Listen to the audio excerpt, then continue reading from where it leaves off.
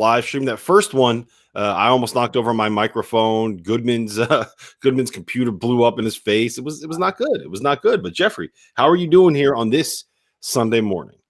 I'm good. I'm actually shocked we haven't had more issues right throughout the year. I mean, think about it. For people that don't know, this is like I mean, we set up the whole network.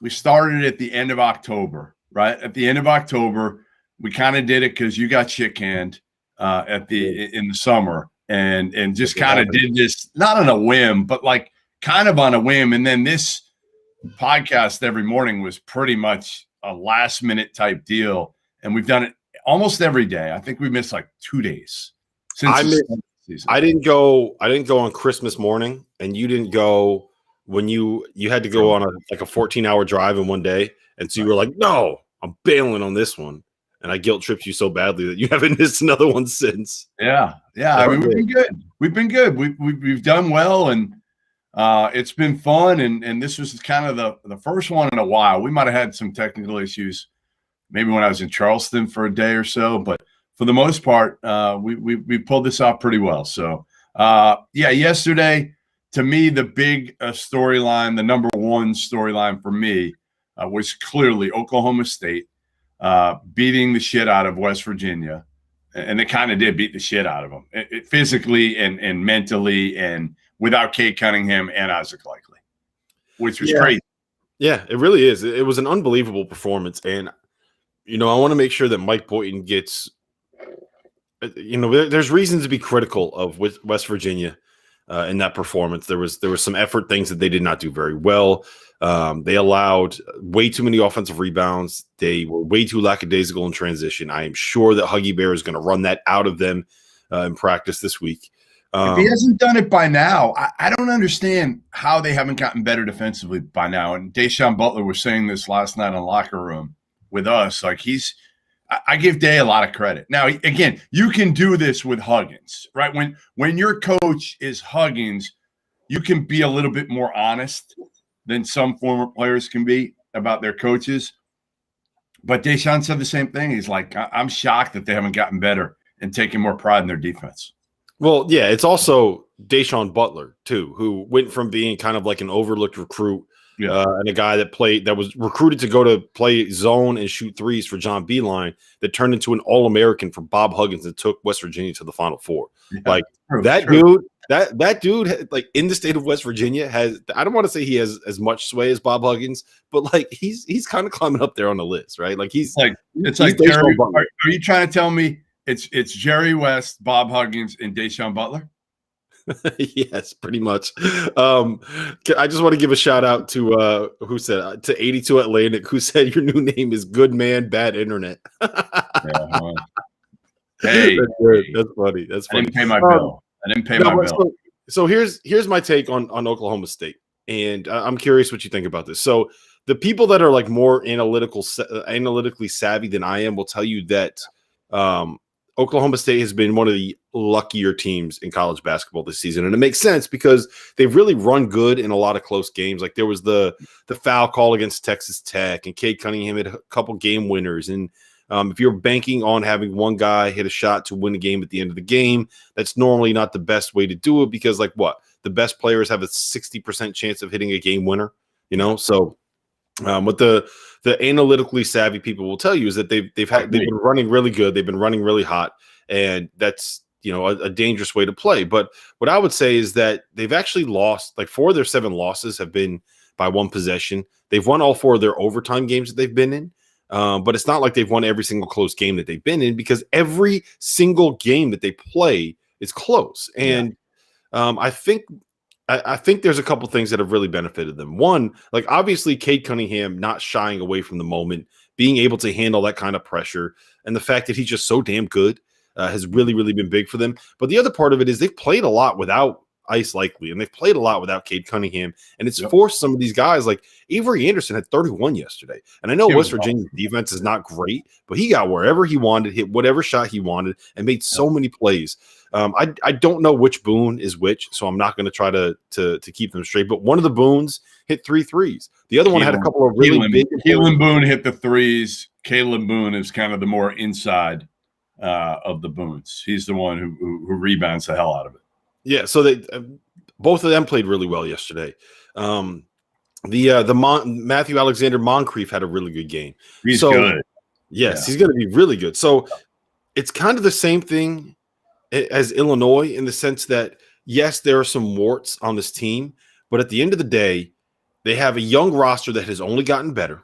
They have one of the best closers in college basketball, and they have a coach that has just figured out a way to get his guys to play balls to the wall for 40 minutes every single night. And I give a lot of credit to Mike Boynton for that. Like, he's been able to be very adaptable when it comes to kind of the stuff that they run. Like yesterday's matchup zone, it made West Virginia look like they were like a JV team at times offensively. Like they were so lost against. Like, how many times did Miles McBride just try to throw an entry pass that got stolen? There were at least 3 of them. And they took away McBride. They took Sean McNeil out of any rhythm. And finding a way to do that against so many different teams that play different styles, like he's been really, really good against what I think that, even in a moment of honesty that he might say is kind of an undermanned team in terms of talent and experience wise. So he's been awesome. Cade's been awesome. Oklahoma State's been awesome. And if you can't get into this Oklahoma State story and buy into it. I've been into it all year, Rob. I've been higher on this team than just about anybody from the outset. Having a preseason top 25, having them higher than everybody in the rankings. To me, again, Cade's special. He's special in every way. Like the first time I remember seeing him in AAU ball, I felt that way.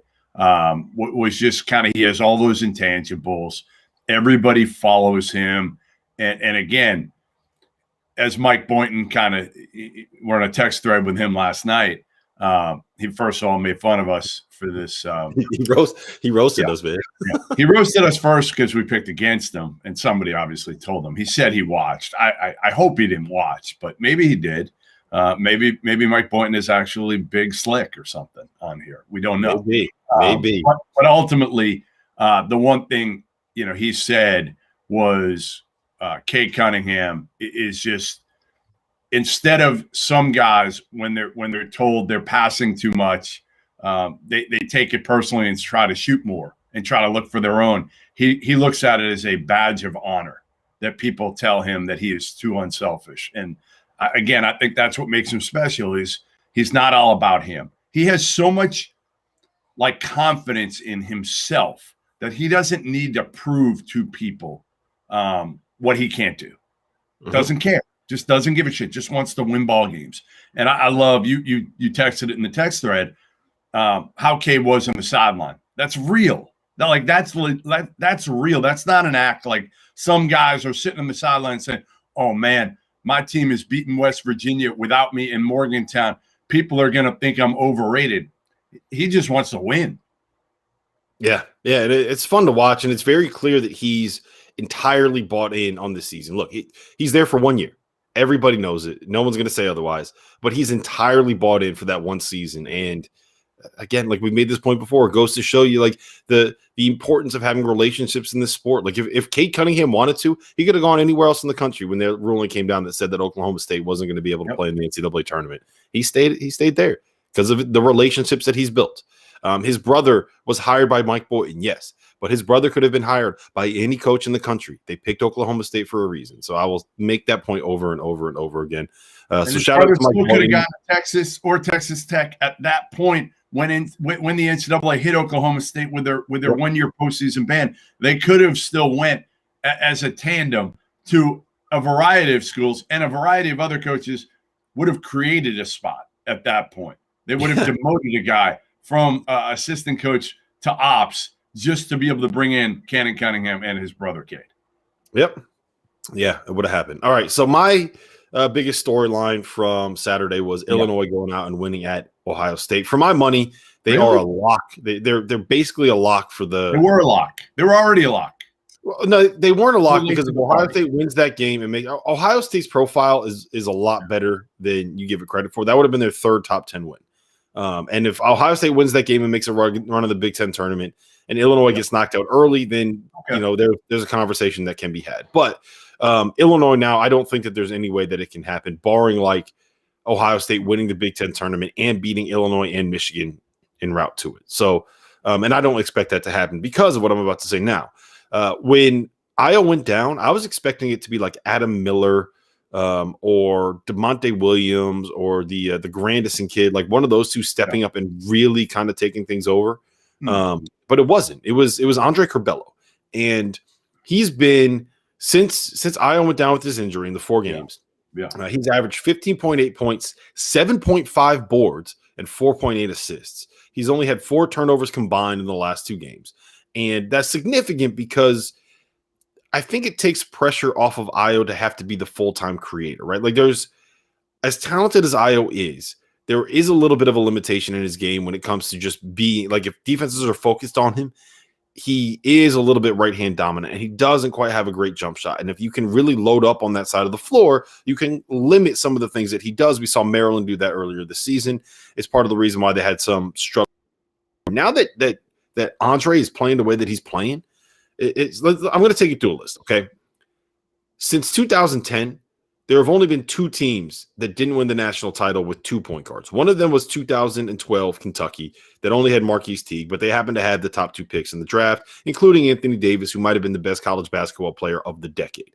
Number 2 on that list was Villanova in 2018, who had National Player of the Year Jalen Brunson at the point, and like 3 wings that could all kind of be classified as like secondary playmakers. You know, Dante DiVincenzo, Mikal Bridges, all these guys were able to play off the bounce and do stuff that like kind of a point guard could do. So I think that one's got a little bit of an asterisk. Beyond that, listen to this. 2010 Duke had Nolan Smith and John Shire. 2011 UConn, Kemba Walker, Shabazz Napier. 2013 Louisville, Peyton Siva, Russ Smith. 2014 UConn, Shabazz Napier, Ryan Boatwright. 2015 Duke, Tyus Jones, Quinn Cook. 2016 Villanova, Ryan Arcidiacono, Jalen Brunson. 2017 UNC, they had Joel Berry, Theo Pinson, and Nate Britt. And yes, I will qualify Theo Pinson as a point guard. He played the point in the half court in that offense. And 2019 Virginia, Kihei Clark, and Ty Jerome. Now, we got 2 point guards on Illinois' roster. We got a big guy that's an absolute monster. I like your train of thought here. I like it, and I think more people should pay attention to it. It's the first thing I look for, Rob, before the start of the season when picking teams that can win a national title now, is you better have good point guard play, and you kind of need 2. You kind of need 2 at this point to have a really good shot of winning 6 straight. And you know who has 2? Who's got the best tandem of point guards in the country? It's Baylor. Well, actually, all right, we can make an argument in all this. It is, you're right, it's Baylor. And Gonzaga's not far behind, and Illinois got it. Like, those 3 are clear as day, aren't they? There's the dings, baby. It's been a while. We had the ding in a while. No, don't yell at me. I had to get things up here this morning. I'm fired up. We haven't gotten a ding in a while. This is great. Let's go. We got a ding. So, but yeah, you're right. 2 point guards, and that's why. That's one of the reasons why with Michigan, I was a little bit slower to get on the bandwagon is because of that point guard play. But that's just like Michigan State. Like you looked before the season and you were like, Michigan State doesn't have one. Kentucky, I thought Askew would be better, but after the first week or 2, we were like, all right, Askew's not ready. You know, like you could eliminate teams. I mean, honestly, it's pretty easy to start eliminating teams. People are now putting in the chat, ding, ding. Nice. Ding, ding, ding, ding, ding. Yeah. Who else? Give me another team in the top 10. Because, again, you got Baylor, you got Gonzaga, you got Illinois. Those are 3. Who else has multiple point guards, like high-level point guards in the top 10 right now? I think that you can make the argument that Alabama can play that way, although I don't think that I would put their guards in the same class as the other guards. Like they can roll 2 point guards out there, and they do a lot of 2 point guard looks. Not high level. They're not in the same conversation. Yeah, exactly. Who? I mean, no one really. Iowa doesn't really play with Toussaint and Bohanna together all that much. Houston, maybe you can kind of make the argument, but like they mostly have a bunch of like they're just loaded with a bunch of combo scoring guards, and so I don't know if I'd put them in that conversation. Villanova without Justin Moore has like no point guards. They got another Arcidiacono. Right. People got upset at me yesterday when I was like, you know, basically like throw Villanova out of the equation for Final Four. They were like, well, how could you take that away from that game? And I'm like, well, they couldn't score, and rightfully so. I mean, you took away their starting point guard, really their only point guard, And then the guy who was supposed to kind of plug in as a point guard, Justin Moore, who's not a point guard. And you took him out of the lineup too. Like, Villanova's done. Like, stick a fork in him to get to the Final Four, in my opinion. Yeah.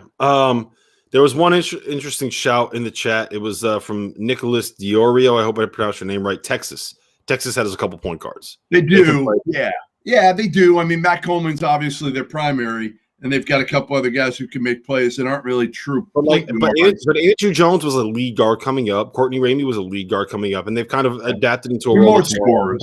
They're more wing for me. But it's like the same thing. Like, Joel Berry was a point guard that was adapted into a wing when he got to North Carolina. Like, I will go to my grave saying that he was their scoring guard. He might have brought the ball up, but he was their scoring guard in the half court. Yeah, you're right.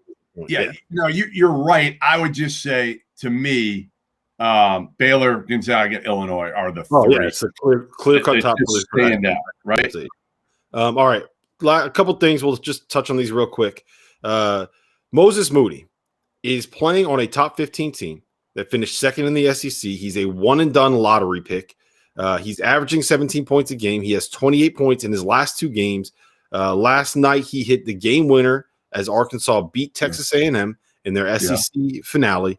And it feels like this dude is flying entirely under the radar. Like, how often do we have lottery picks that average 17 points a game on a top 15 team, and it feels like no one ever talks about it? Because Arkansas didn't play anybody for the first 2 months of the year. They didn't play anybody. And, oh, by the way, he's in the SEC. Like, do you ever find yourself getting excited about an SEC basketball game nowadays? No, you can't. There was for a while, and then Tennessee broke my heart, and Alabama. We know for you got excited for a while. I was so excited about Tennessee. Ridiculous reason. But now they were awesome. Look, the bottom fell out, but you can't tell me as of like for 2020, Tennessee in this season was awesome. They're not doing well in 2021. They need to go back to 2020. They're the only people in America that need to go back to 2020 right now. They were good for like 2 weeks. They were good. Yeah, they beat the shit out when they beat Tennessee Tech 103-49 and St. Joe's 102-66. And I was all in. I was all in. USC upstate by 20. Yeah, you were rolling. You were rolling. Goodman, when you beat St. Joe's and Ryan Daly by 40 points, when you give them a 40 burger, that's when you know you're real. Another note about the SEC, I'm a little bit worried about Alabama. I just feel like I am too. Yes, I'm with you. So here's my concern, and tell me if you think this is fair. When all you do is shoot layups and shoot threes, then teams kind of know that they don't have to guard the mid-range, which means run people off of the three-point line as hard as you can. Don't worry about having to close out and stay in front. Send help to the rim and just trust that they're not going to pull up and take a 10-footer because they won't. So I think it kind of limits you in that sense when you don't allow any kind of mid-range jumper. So I think that's been a little bit of something that's been figured out. Now we'll see if it matters when it gets in the tournament, because when you're an SEC play, it's a lot easier to kind of know exactly what's coming since you've seen them so much. But that is something that is a little bit of a concern for me. Like even the NBA is kind of bringing back the mid-range a little bit, just because they figured out that like threes and layups leaves 50% of the court is something that you don't have to defend. So I also worry about Alabama because I feel like they might have been feeling themselves when we started blowing them up. And it is a team that really, think about it, has underachieved the first, last year of Avery Johnson, first year of Nate Oates, per their talent and per their, what people thought they would do.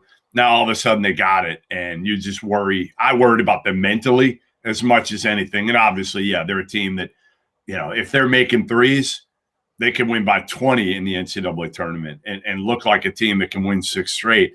But then the next game, they could easily go 3 for 22 from 3 and be knocked out by whoever. So it's also very possible that they're just bored. Like they've had the SEC locked up for a while. They're not really playing for anything. There's only so much motivation you get out of saying, okay, we have to win this to make sure that we get a 2 seed instead of a 3. Like there's, So I think that's part of it. They've also struggled on the road a lot more than they've struggled at home. And that might just be something that's weird about like playing in a new environment. So we'll see. There's still a lot of reasons to be bullish on Alabama, but it's interesting. Isaac Brown, first game as a full-time head coach, cuts down the nets. It's awesome. Very happy for Isaac Brown. USC beat UCLA at the buzzer, the pride of West Haven, Connecticut. Taj Edey buried a three to give UCLA their first lead of the game with 1.8 seconds left. We already talked about Villanova losing to Providence. That now means, for my money, UConn is, I would say, probably the best team in the Big East, although Creighton coming out and beating up on Butler was relevant. Did you see I do want to talk about this for a second. Did you see Marcus Zagorowski's quotes?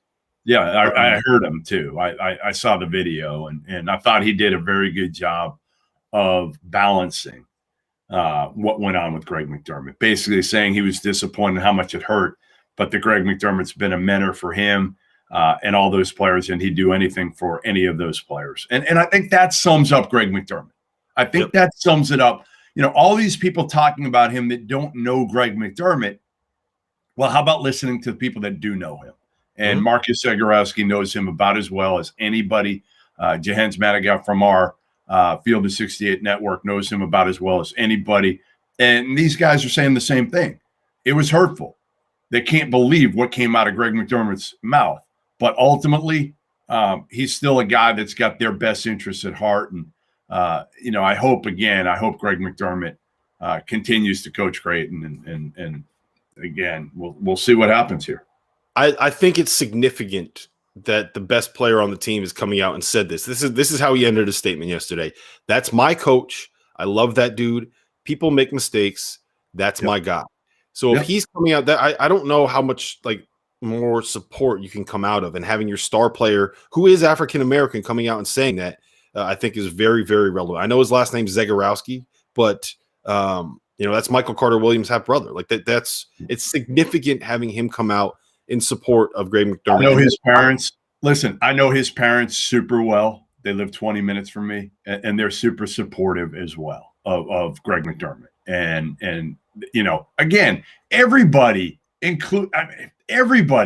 is obviously disappointed in what Greg McDermott said, and they have every reason to be. But that doesn't define you. One statement, one word doesn't define you as a person. And I think that's where we get carried away and sometimes want to come to conclusions without knowing who the man is. And that's why you got to trust the people that actually know the person rather than listen to a bunch of blowhards on TV that make a determination who have never met Greg McDermott. That's all. Yeah. The only people that know the context of the way that word was said are the people that are in that locker room that heard it. I'm sure that you're getting the same thing too. I have some people telling me, oh yeah, there was no way this was a mistake. It was absolutely intentional. He was cursing him out. He was MFing him up and down the court. And he said this too. He meant it. Ding. There you go. There's another one, 2 in 1 day. And then I have other people being like, he was trying to say something else, and the wrong word just came out in a moment of passion. It happens. I'm sure all of us have been in a situation where we were trying to say something and we just couldn't figure out what word we wanted to say.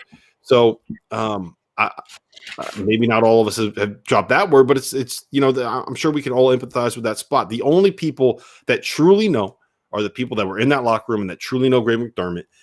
And the fact that Marcus Zagorowski, the star player, came out and said it tells me a lot about not just what he feels and not just how the program feels, but how the kids in that locker room are currently feeling. So I thought it was significant and something that we should mention. The last thing I just wanted to say is we had a little bit of a bloodbath for the number 1 seeds in the mid-major tournaments. Belmont lost to Moody. They got run out of the gym.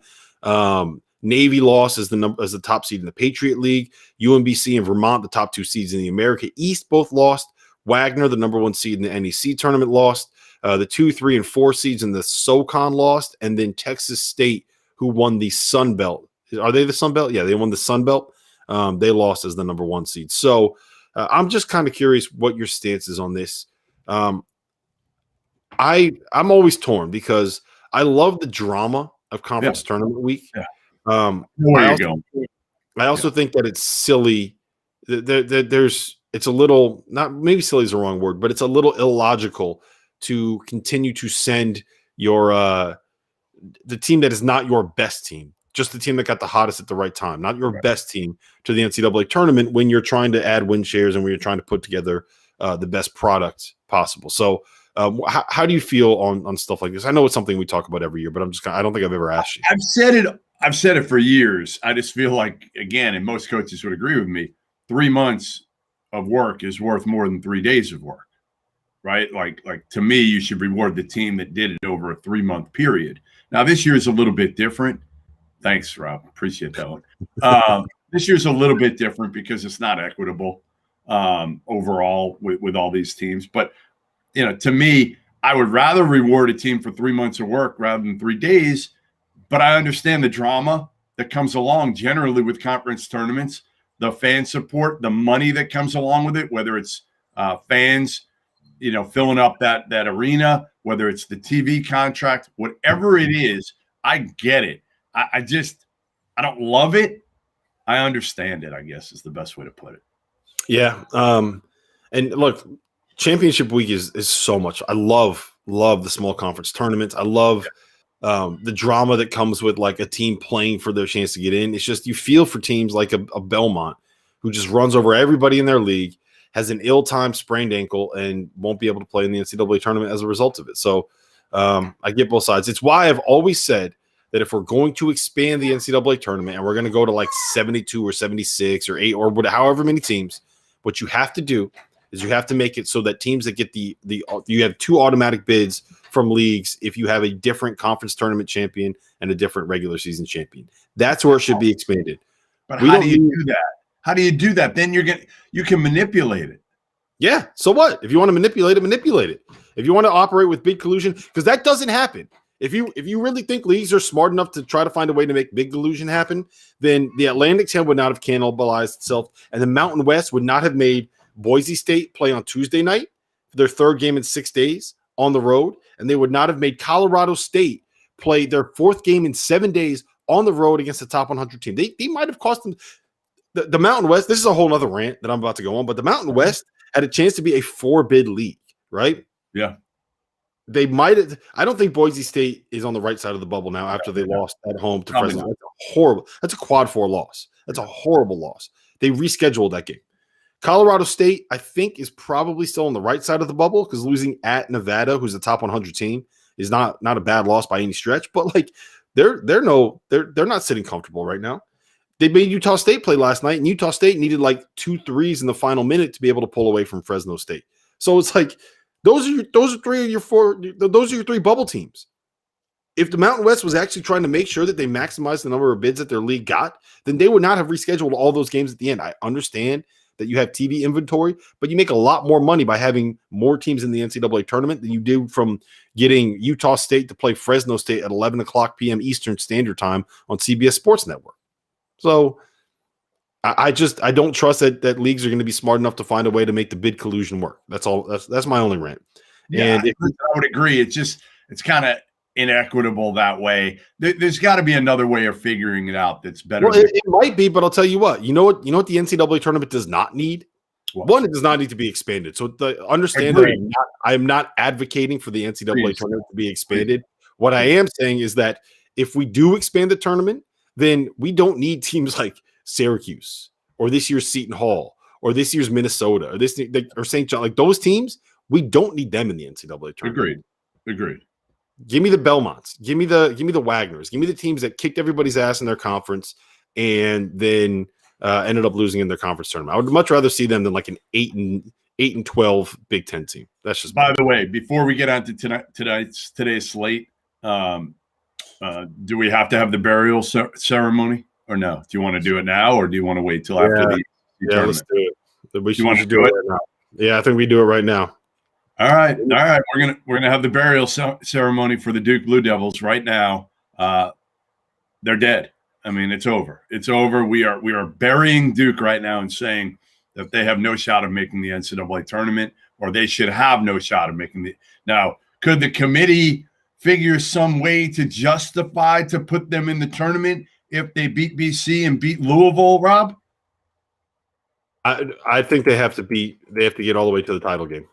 If they get to the title game, then it becomes a conversation. But right now, They are 11-11 overall, and they have as many quad 3 losses, including one to Miami, who ranks 163rd in the net.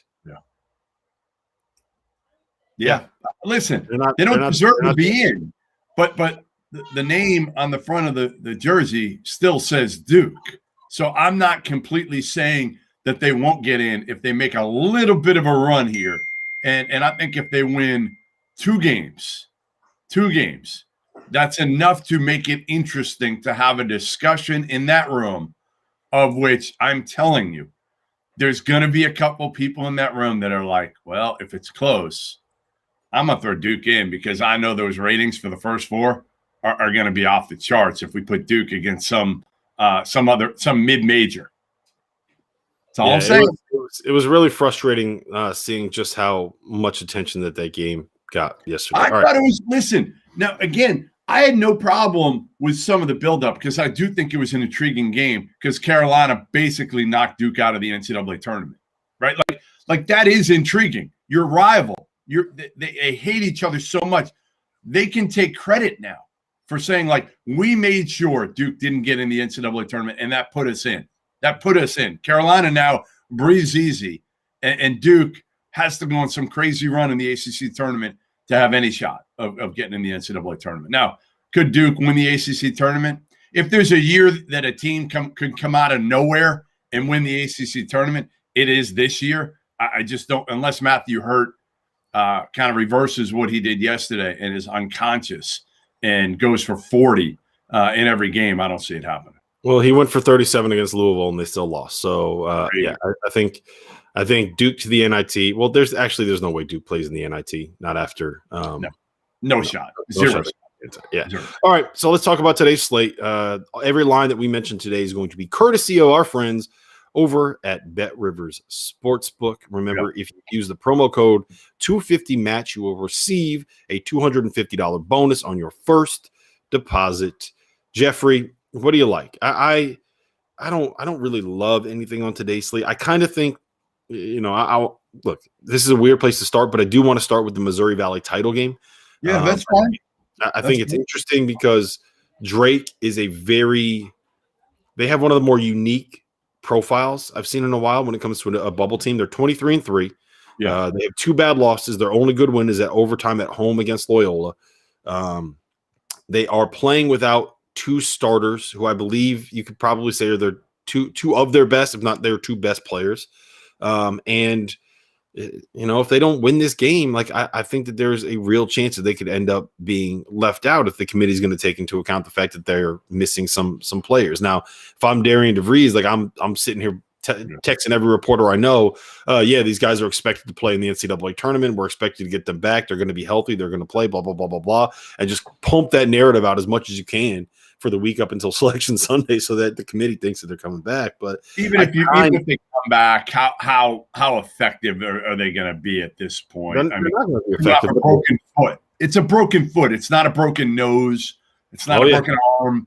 Like, a broken foot is really tough to come back from because you can't do anything. Yep. All right. So Loyola's laying 7.5. They've played twice this year. Drake won once in overtime. Loyola won once by 27 points on the first game of back-to-back. I don't know how you can't be on Loyola in this spot. Yeah, I'm with you. And likewise, can I say the same thing? We'll knock out 2 title games in one shot here. I like Winthrop against Campbell in the Big South title game. It's played in Rock Hill, number 1. And Winthrop has been pretty damn dominant this whole year, especially in league play. They're given 11.5 against Campbell. I don't know. I just think Winthrop's like a really dangerous first-round matchup for anybody this year. I would not want to play him. Pat Kelsey's got a veteran team. He's got a really good point guard in Chandler Valdrin, who is like 6'7", and he's really unorthodox and terrific passer. And they got some like high major type talent, so I think I would take both favorites in those, Loyola Chicago and Winthrop, given 8.5, given 11.5 in the Missouri Valley and Big South title games there. Yeah, and they also just the one thing that I would be a little bit worried about is that many points in a title game. They played Campbell twice this year. The first game they won by 1. The second game they won by 18 points. Winthrop plays at a really fast pace. They're top 15 nationally in tempo.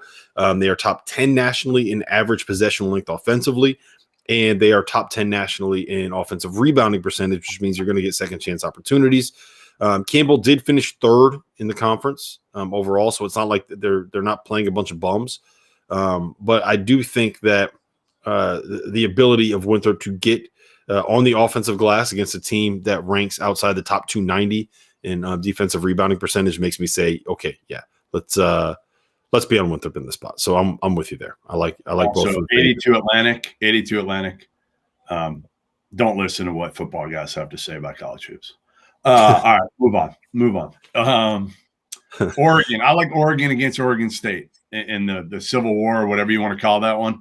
I just think, again, we know more often than not, if you ride Dana Altman's coattails here, 5.5 points at Oregon State.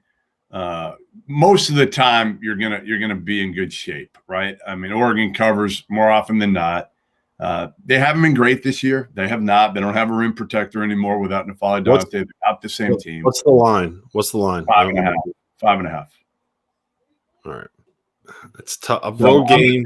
I'm going to take Oregon there. I'm going to take Oregon because I think Oregon now has to be like emphatic in their wins. Like in their minds. In their minds, they're saying that right now. They're not in. Like they're probably in, but they're not in. And to me, if you're Oregon too, you can go from like a 9 or a 10. You're probably a 10 seed right now. To like if you win the Pac-12 tournament, you win this game, you win the Pac-12 tournament, you could go from like, not that it matters, like a 10 to a 7. Yep. There's a lot of other good games today. This is a great slate of Saturday college hoops. We have Memphis at Houston. Yeah. I think I kind of like Memphis in that spot. You know, Houston is not. Yeah, it's a lot of points.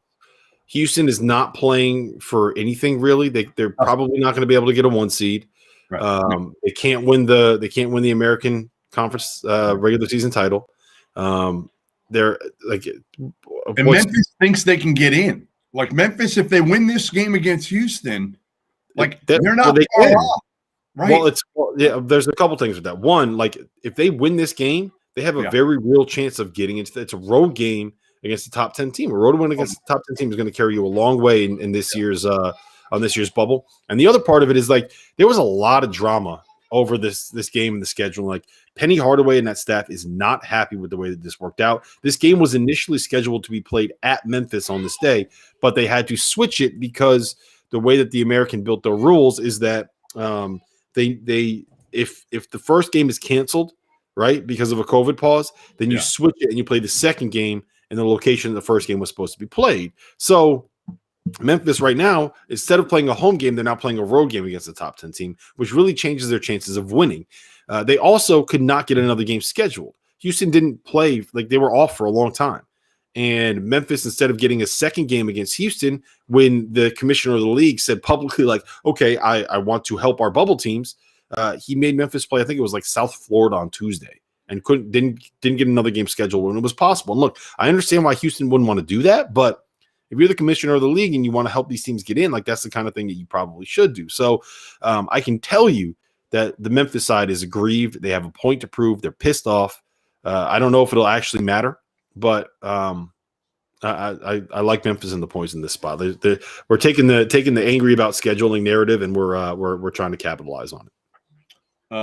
Yeah, I'm with you. I like Memphis getting 9.5 there for sure.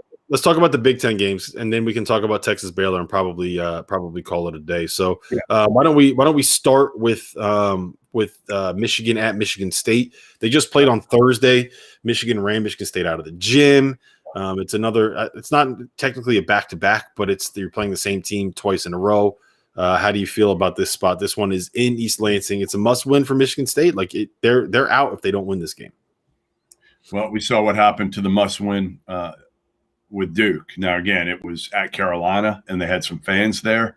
I get it. Michigan State will have a little bit of a home court advantage there, feel a little bit better about it. But unless all of a sudden Cassius Winston appears with some eligibility, I don't see anything changing in the result. Now, again, could they keep it close? Could they cover? Yes. I don't see Michigan State winning this game, which is ultimately the most important thing for the Spartans. Ding, that's 4 today, baby. Let's go. Yeah, I'm with you. I'm not doing it. Normally, I would do it. I'm staying away from betting it, just because like in these rivalry games and then a must-win game when you're playing at home, it's a little bit uncomfortable. But I don't. I think Michigan probably roll. We have Iowa, Wisconsin. Iowa's laying 7 points. Wisconsin has lost. It feels like 27 games in a row. let me bring it up exactly. Shout out to Hummel who called this from the. We're not shouting out Robbie Hummel. We're not shouting. We're shouting him out. He was right. He's not often right on things. So when he is correct, give him a little credit. You know what's funny? If you look in the comments right now popping up on the YouTube channel, he had something where he said like LaMelo Ball is going to be a bust, and the LaMelo Ball stands have found it, and so they've been commenting on that YouTube video like, look at this clown, like who the hell is this guy? What does he know about basketball? Have you ever played in the NBA? It's just like, yes, he has. It was a bad take, but he has. Well, you know what? The problem is we were all clouded by LeVar. That's the problem, ultimately. You guys were. I've been in on LaMelo Ball being a star. I said if he could figure out I felt like it would take time in the right situation, and I wasn't sure Charlotte would be the right situation. But Gordon Hayward being there. To be clear, I did not think he was going to be this good, this quick. No, but I thought he was very clearly the best prospect in last year's draft class. Yeah, I would have taken him number 1. Like basketball savant. Last thing about Wisconsin before we both say that we're going to take Iowa in this spot. I'm gonna read back these. So they've lost 2 in a row, 4 out of 5. The last time that they beat a team that wasn't one of the bottom 3 teams in the Big Ten was a win at Maryland on I don't even know what date that was, but it was like about 8 games ago. It was in January, and that win at Maryland is the only time that they've beaten a likely tournament team since they beat Louisville 85-48. Since then, they beat Nebraska. They won at Michigan State. They beat Minnesota. They beat Indiana. They won at Rutgers too. I missed that. So yeah, that's it right there. They won at Rutgers and they won at Maryland. And those are their only good wins since beating Louisville. And like that's it. That's it. Those are their good wins. Yep. No, you're right. You're right. I mean, listen.